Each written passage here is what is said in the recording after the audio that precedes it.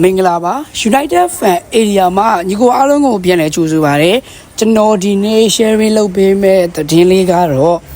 ကောလာဟာလာသတင်းလေးပဲတစ်ပုဒ်ပဲဖြစ်ပါတယ်ဒါပေမဲ့ညီကိုတို့တွေအပြောင်းအရွှေ့ဖြစ်သွားမှမတီးဘူးဖြစ်မှာဆိုလို့ကျွန်တော်အနေနဲ့ sharing လုပ်ပေးခြင်းပဲဖြစ်ပါတယ်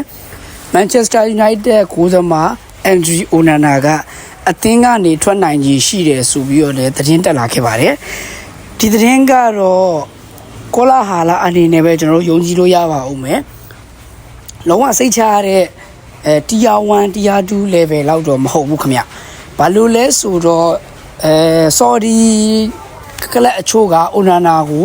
စိတ်ဝင်စားနေဆိုပြီးတော့သတင်းတက်လာတာပေါ့နော် Manchester United အသင်းကလည်းအကယ်လို့မှ Onana ကိုကြောင်းထုတ်ဖြစ်ခဲ့တဲ့ဆိုရင်တော့ Aston Villa ကိုသမားမာတီနက်ကိုခေါ်ယူမယ်ဆိုပြီးတော့လည်းသတင်းထွက်နေရတယ်တွေ့ရပါတယ်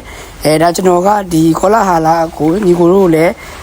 မတိမရှိဖြစ်မှာဆိုလို့ပေါ့နော်ကျွန်တော် sharing လုပ်ပေးခြင်းပဲဖြစ်ပါတယ်အားလုံးကိုကျေးဇူးတင်ပါတယ်